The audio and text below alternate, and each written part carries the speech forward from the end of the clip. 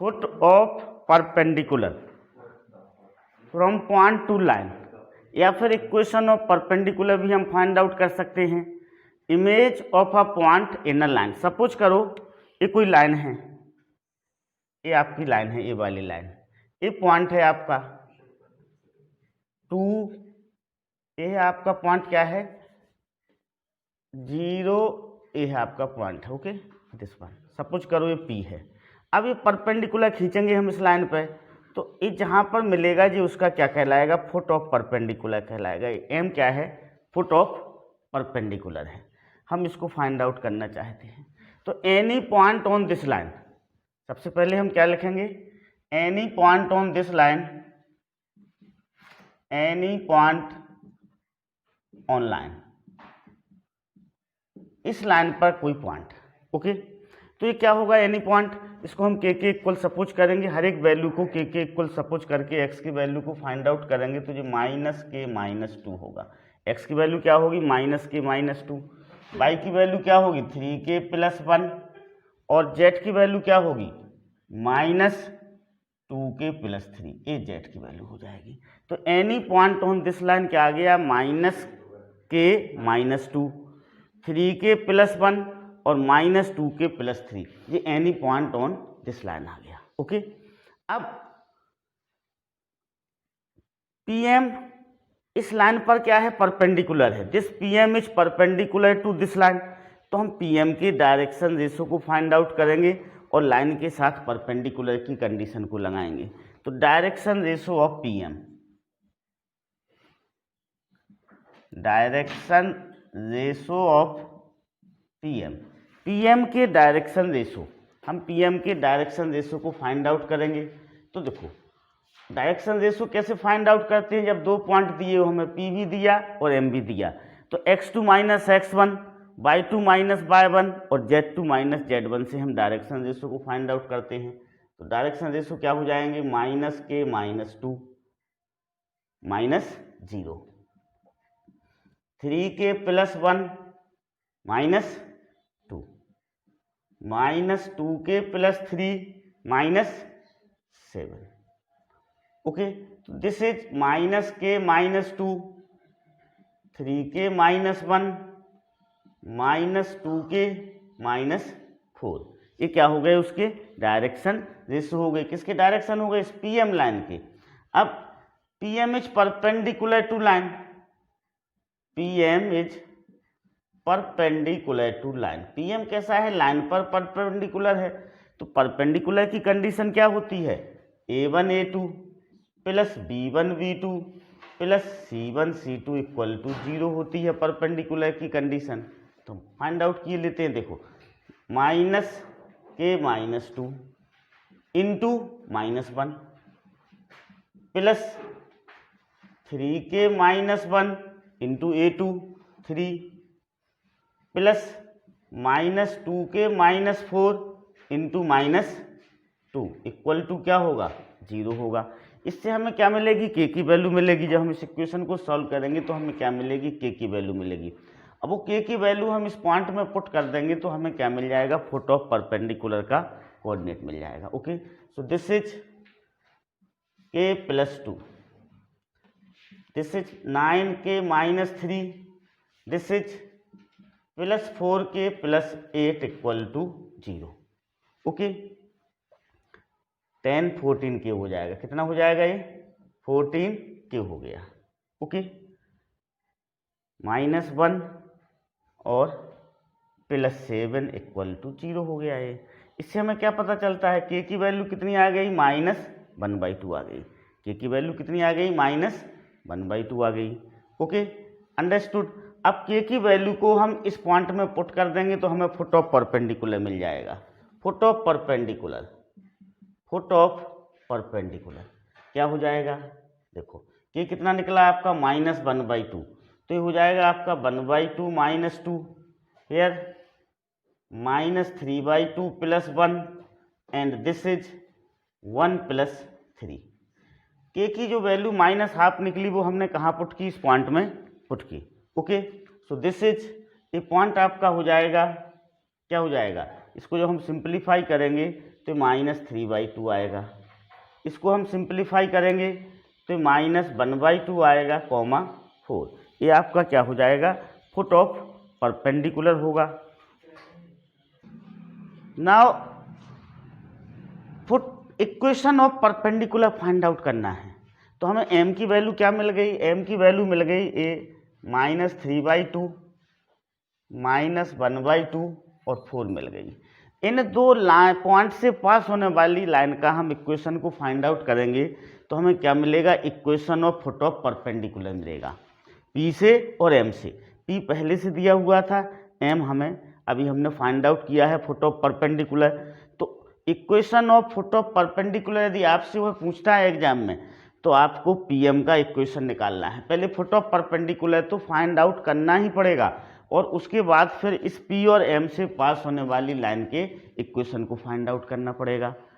उसके बाद आपसे इमेज ऑफ पॉइंट पूछता है, यदि वो इस पॉइंट की इमेज पूछता है, P की इमेज क्या होगी, तो देखो P की इमेज कहाँ पर होगी, PM से जस्ट इक्वल डिस्टेंस पर होगी। सपोज करो A है, उसकी Q है, P इमेज क्या है, Q A इमेज है, तो हम सपोज कर लेंगे इमेज क्या है, X, Y, Z है। अब P और Q का मिड पॉइंट क्या होगा, M होगा। P और Q का मिड पॉइंट क्या होगा, M होगा। इस कंसेप्ट का यूज करके हम X, Y, Z की वैल्यू को क्या करेंगे, फाइंड आउट करेंगे। तो वो इमेज ऑफ द पॉइंट होगा इस लाइन पर, इस लाइन पर image of a point in a line होगा। ओके, किस तरह से फाइंड आउट करेंगे, देखो x मिड पॉइंट का फार्मूला x1 + x2/2, तो 0 + x/2 किसके इक्वल करेंगे हम, -3/2 के। तो हमें क्या मिलेगा, x कोऑर्डिनेट मिलेगा, जो कि x कोऑर्डिनेट हमें कितना मिला, -3 मिल जाएगा। इन सिमिलर वे हम y कोऑर्डिनेट को भी फाइंड आउट करेंगे, कैसे, 2 + y/2 इक्वल टू क्या करेंगे, -1/2 करेंगे। 2 से 2 कैंसिल हो जाएगा, फिर y इक्वल टू हमें क्या मिलेगा, -3 मिलेगा। इसी तरह हम z कोऑर्डिनेट को भी फाइंड आउट करेंगे, 7 + z/2 इक्वल टू क्या लिखेंगे, 4 लिखेंगे। तो z इक्वल टू क्या आ जाएगा, 1 आ जाएगा। तो ये इमेज आ जाएगी। इस तरह से हम इमेज को क्या कर सकते हैं, फाइंड आउट कर सकते हैं। तो हमें इमेज फाइंड आउट करना है तो हमें फुट ऑफ परपेंडिकुलर पहले फाइंड आउट करना पड़ेगा। Equation of foot of perpendicular find out करना है तो हमें पहले foot of perpendicular find out करना पड़ेगा इस कंसेप्ट का यूज करके। Okay, understood. Find the perpendicular distance of the point 2, 3, 4 to given line. Okay, यहाँ पर लाइन स्टैंडर्ड फॉर्म में नहीं है तो सबसे पहले हम उसे स्टैंडर्ड फॉर्म में कन्वर्ट किया गया। ओके, अब ए P आपका 2, 3, 4 है और हमें M परपेंडिकुलर डिस्टेंस PM की लेंथ निकालना है, PM का डिस्टेंस फाइंड आउट करना है। तो हमें पहले फुट ऑफ परपेंडिकुलर निकालना पड़ेगा। क्या निकालना पड़ेगा, फुट ऑफ परपेंडिकुलर। तो any point on this line, any point on this line, this is -2k + 4, this is 6k, this is -3k + 1। A any point on this line हो जाएगा M। अब हम डायरेक्शन रेशियो ऑफ PM को find out करेंगे। Direction ratio of PM के direction ratio को, this is -2k + 4 -2, 6k -3 -3k + 1 -4। तो क्या हो जाएगा, ये हो जाएगा आपका -2k + 2, this is 6k -3 and this is -3k -3।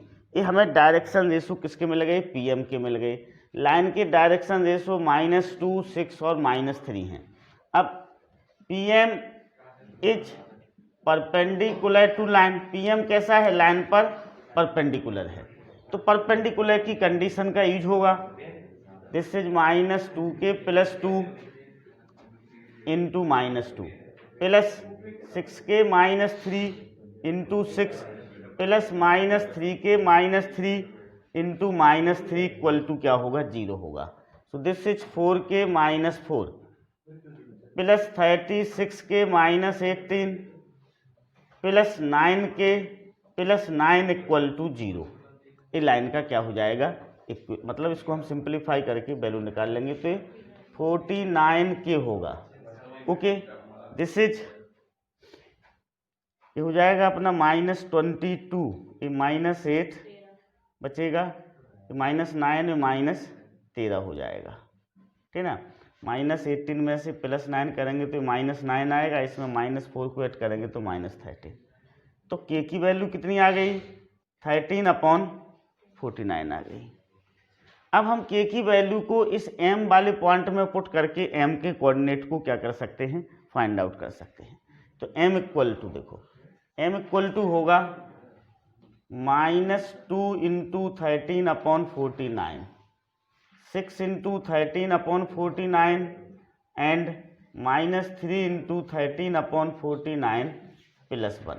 एक इसका m का कोऑर्डिनेट हो जाएगा। हम इसे सिंप्लीफाई करेंगे तो हमें m का कोऑर्डिनेट्स मिल जाएगा। देखो अब हम इसको सिंप्लीफाई करेंगे, -2 इंटू 13/49 +4, तो ये 170/49 आएगा। दिस इज 78/49, -3 इंटू 13/49 +1 10/49 हो जाएगा। तो हमें क्या मिल गया? फुट ऑफ परपेंडिकुलर मिल गया, m का कोऑर्डिनेट मिल गया। अब हमें परपेंडिकुलर डिस्टेंस भी फाइंड आउट करना है, तो हम pm की डिस्टेंस को फाइंड आउट कर लेंगे डिस्टेंस फार्मूला का यूज करके।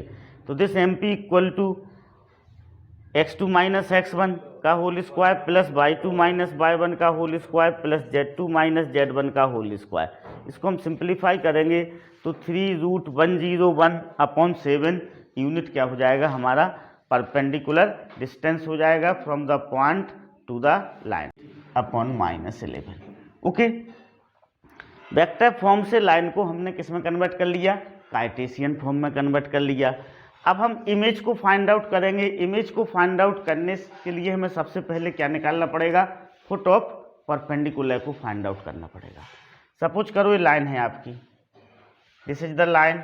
ओके, एक कोई पॉइंट है आपका P, दिस इज 2 - 15। अब इस P पॉइंट से इस पर परपेंडिकुलर खींचा गया तो जो M निकलेगा वो क्या होगा? फुट ऑफ परपेंडिकुलर होगा जी। क्या होगा? फुट ऑफ परपेंडिकुलर होगा।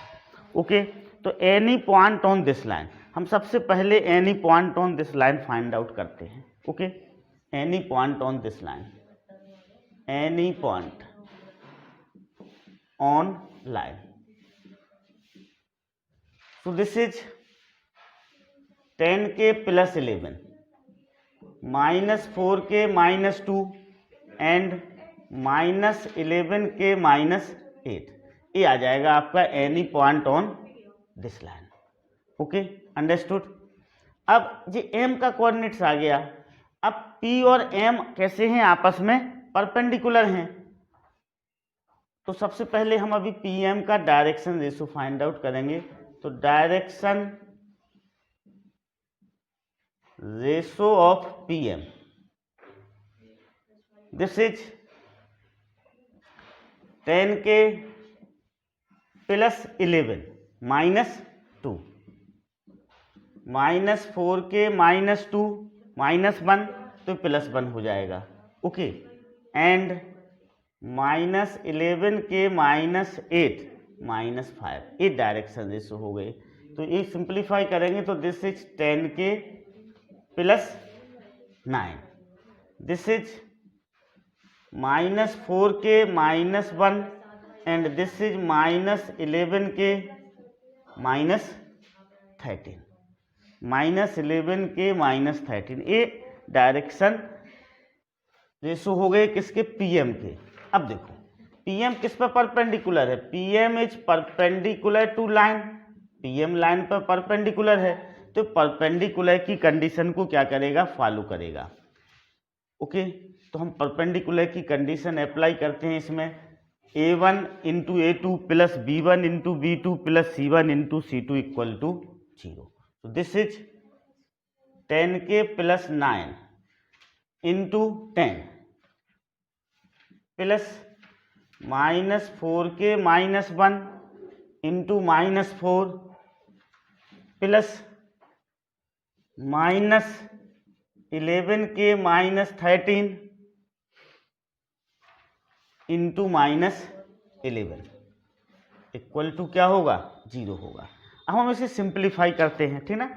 इसको क्या करेंगे? हम सिंप्लीफाई करते हैं तो this is 100k plus 90.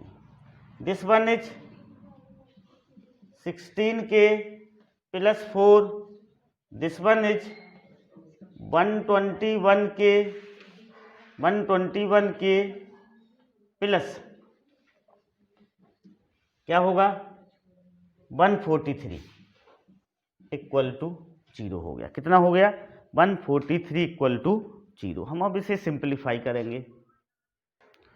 237k plus 237 equal to 0, तो k की वैल्यू क्या आ गई -1 आ गई।